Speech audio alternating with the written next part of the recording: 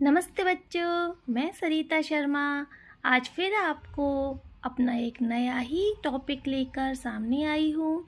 हम लोग कक्षा 6 के पाठ नंबर 1 वयम वर्णमालाम पठामें पाठ को पढ़ रहे हैं और आप इसमें अब तक स्वर, व्यंजन, वर्ण विच्छेद ये सभी जान चुके हैं। अब हम आगे पढ़ेंगे वर्ण संयोग है। जिस तरह हमने वर्ण विच्छेद किया था, एक शब्द को अलग अलग करके किस तरह से उसकी रचना की थी, अब यहाँ पर हम उनको संयोजित करेंगे। जैसे अलग अलग वर्ण से मिलाकर एक शब्द बनाना है। आप यहाँ पर देखिए, सबसे पहले है क जिसके हलंत लग रहा है और री। अब क में री से ऋषि की मात्रा लगाने के लिए हम क्या करेंगे, क के नीचे री से ऋषि का री लगाएंगे और उसके बाद श कैसा है, हलंत वाला, तो हम अपने शब्द में लिखेंगे श आधा। फिर न के साथ में है ए, तो न हम पूरा लिख देंगे और उसके बाद विसर्ग लगाएंगे, तो हमारा शब्द बन गया कृष्ण। अगले शब्द की ओर बढ़ते हैं। अगला शब्द आप देखिए क के बाद है उ, मतलब कै में छोटे ऊ की मात्रा लगानी है। कै में छोटे ऊ की मात्रा लगाएंगे, बन गया कु। अब क दूसरा हलंत वाला है और एक और क है जो उसके आगे छोटे ऊ की मात्रा है, तो जिसके आगे कै के हलंत है तो उसको आधा लिख देंगे और जिसके छोटे ऊ की मात्रा लगी हुई है आगे, उसमें छोटे ऊ की मात्रा के साथ क्या लिख देंगे, मतलब कु। और ट यहाँ पर पूरा है, ट प्लस अ, तो ट पूरा लिखेंगे प्लस विसर्ग। कुक्कुट है, क्या शब्द बन गया अपना, कुक्कुट है। अगले शब्द की ओर बढ़ते हैं। श में श प्लस ई, मतलब श में छोटी की मात्रा लगा दो, शी। क प्लस श हमने पढ़ा था, क प्लस श मिलकर दो व्यंजन मिलकर 6 से क्षत्रिय बनता है, तो छ प्लस अ मतलब 6 से क्षत्रिय पूरा, क प्लस अ क, तो शिक्षक। क्या शब्द बन गया अपना, शिक्षक। अगला शब्द है अपना माँ प्लस अ, यानी माँ पूरा। ण के नीचे हलंत है तो न आधा। ज के ऊ की मात्रा लगानी है, ज प्लस ऊ है तो जु कर देंगे और ल प्लस अ है तो ल बन जाएगा प्लस विसर्ग। तो हमारा शब्द क्या बना, म न जू ल, मंजुलह। ठीक है, अब हम हमारे वर्ण संयोग समझ चुके हैं।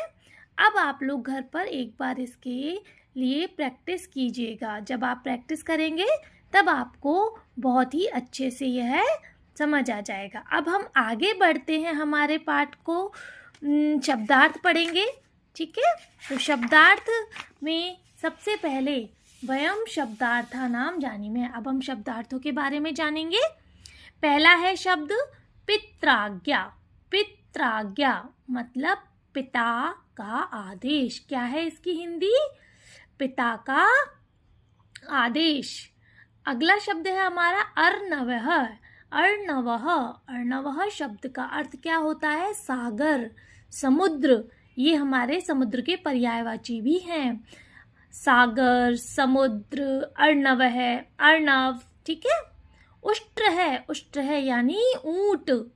ग्रहणम स्वीकार करना। ग्रहणम का अर्थ क्या हुआ, स्वीकार करना, प्रगति, विकास, उन्नति।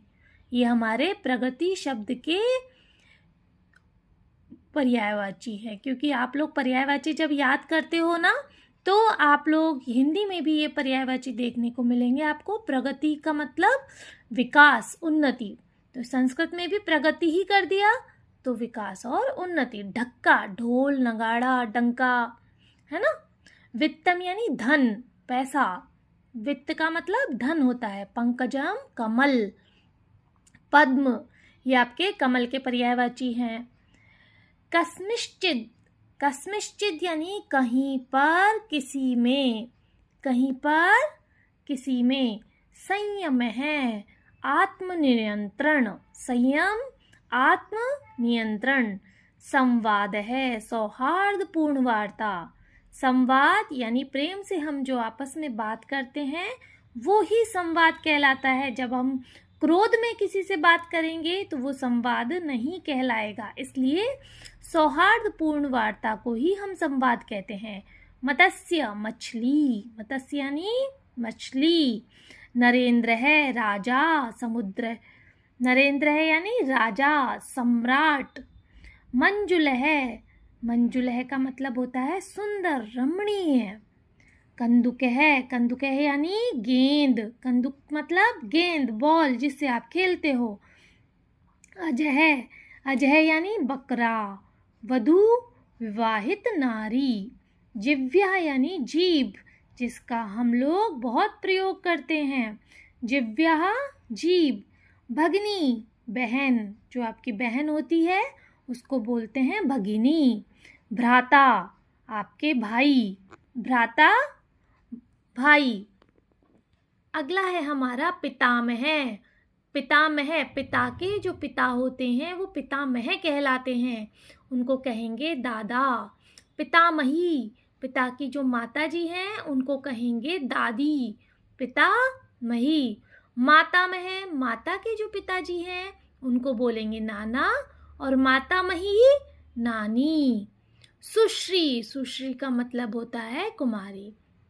आज हम सभी ने शब्दार्थ पढ़े हैं। कल हम अगले वीडियो में सभी बच्चे हमारे उच्चारण स्थानों के बारे में जानकारी प्राप्त करेंगे कि हमारे मुख से जो उच्चारण होने वाले जो वर्ण हैं वो कहाँ कहाँ से उच्चारित होते हैं, उनके बारे में हम पूर्ण जानकारी प्राप्त करेंगे। अच्छा बच्चों, आप लोग अपना ध्यान रखिएगा। धन्यवाद।